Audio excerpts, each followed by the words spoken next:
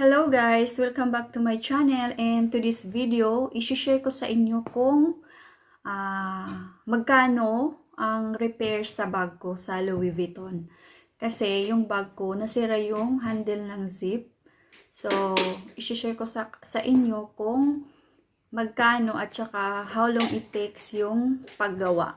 So, pumunta ako sa Louis Vuitton, nagtanong ako, dala ko na yung bag ko.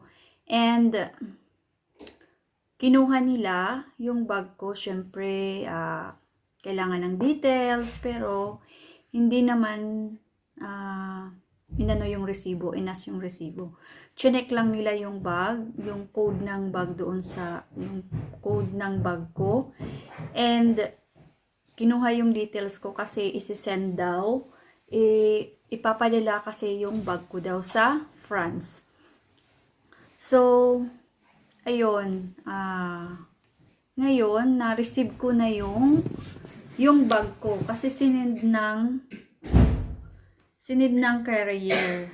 So, mabilis yung ano nila, mabilis yung paggawa nila. Kasi handle lang naman. So, buksan natin yung bag ko. Buksan natin, guys.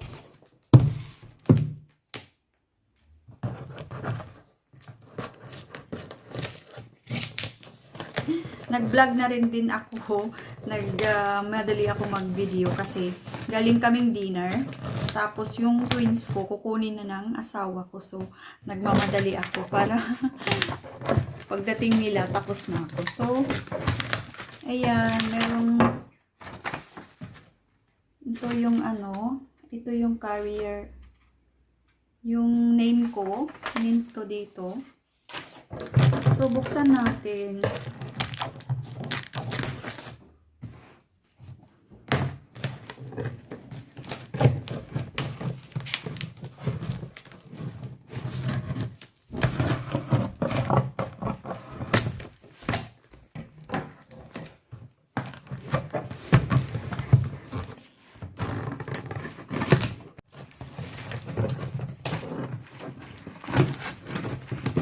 Ayos ba yung pagkagawa?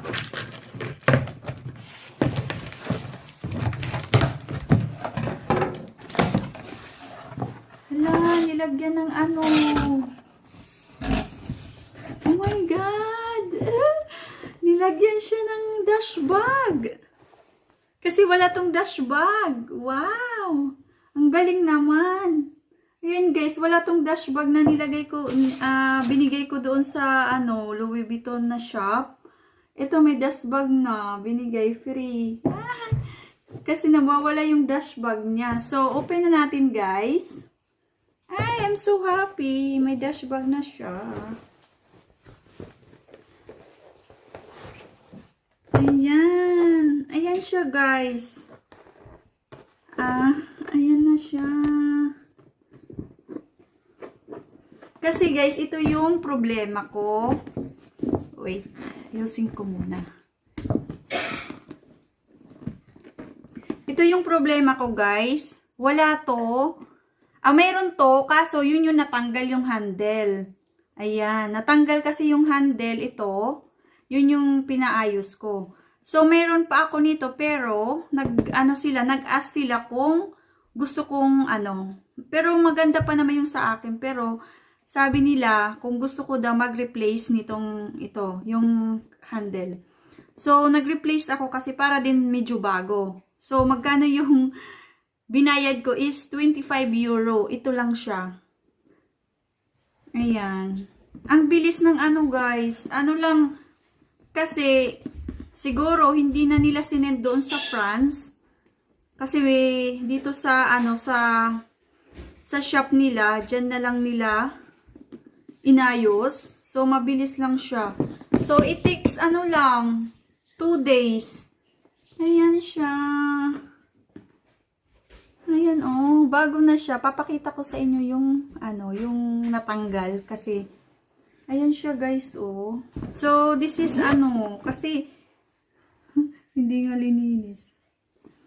2015, binili ko to. So, ilang years na? 2015. 15, 16, 17, 18, 19, 20.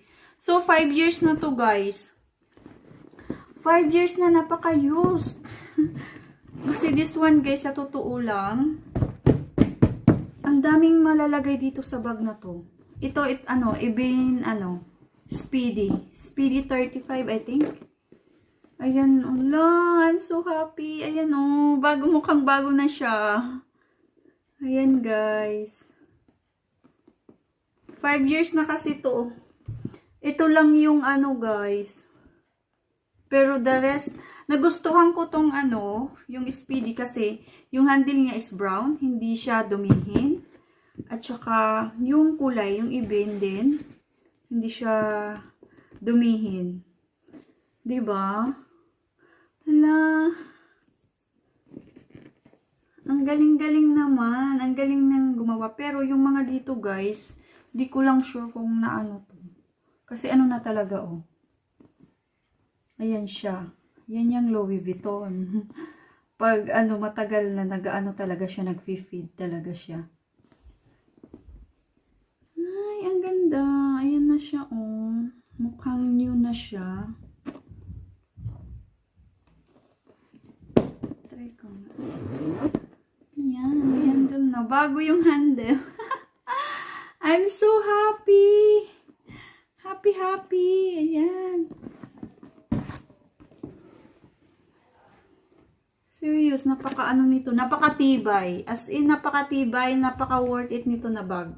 I'm so happy. So, guys, yun. 25 euro lang yung binayaran ko nito. Aywan ko kung iba yung re-repair na na bag kung magkano. Basta yung ganito lang.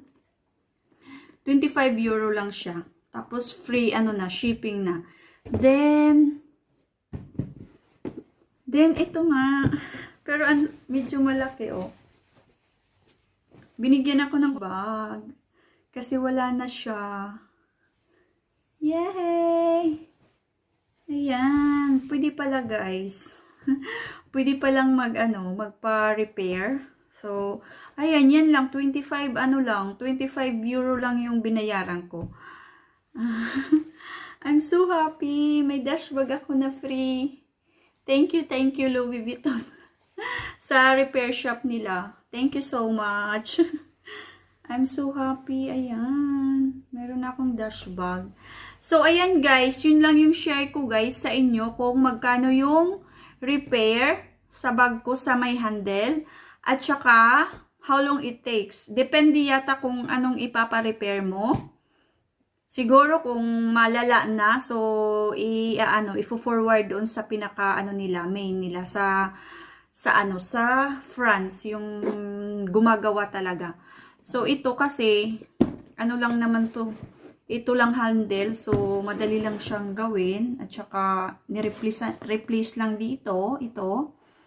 So kaya madali. 2 days lang meron ng result. Tsaka nag-email na sa akin yung taga Louis Vuitton. I'm so happy. Yay. Magagamit ko na siya ulit. Ayan. Diba? It's worth it. Ayan guys, yung mga repair lang. Sa Louis Vuitton na lang kayo pumunta. Huwag kayo sa ibang gumagawa. Louis Vuitton talaga. Mabilis at saka hindi siya expensive para sa akin. Kasi 25 euro lang. Oh. Kung sa iba yan, baka singilin ka ng bonggang-bongga kasi it depends worth sa bag mo. So, doon na. Ayan. Ayan guys pala, pinagawa ko siya sa Louis Vuitton sa Bijenkorf sa Amsterdam. Siguro naman sa kahit ibang branch ng Louis Vuitton, pwede naman siguro. Kasi before, last Christmas, nagtanong ako doon din sa isang Louis Vuitton. Siguro, any branch of Louis Vuitton, pwede silang mag-accept ng kung anong papagawa. Kahit hindi ka bumili doon mismo sa pinagbilhan mo ng bag, so pwede silang mag-accept basta Louis Vuitton. So, ayan. Kaya, first time kong magpagawa ng bag sa Louis Vuitton. Kaya, ngayon may idea na ako. in case na magkaroon ng problema yung Louis Vuitton bag. So, go, go, go. Ang bilis niya. So, thank you so much, Louis Vuitton. Ang bilis ng ang bilis ng service. Ayan. Thank you so much, guys, for watching. And please like and subscribe my channel. Bye-bye!